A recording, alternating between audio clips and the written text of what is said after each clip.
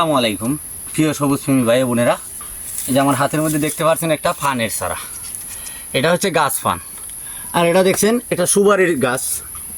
সুপারির গাছটাও নতুন, তো আমি সিদ্ধান্ত নিয়েছি যে সুপারির গাছ দিয়ে ফান উঠাইব। আর ফান কিন্তু সুপারি গাছে খুব ভালো একটা ফলন।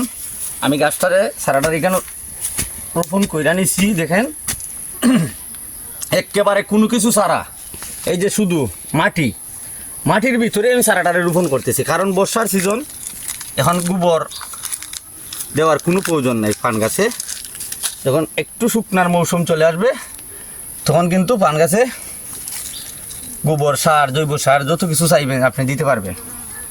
আরেকটা বিষয় হলো, দেখেন আমার হাতে একটা খাসা গোবরের টুকরো।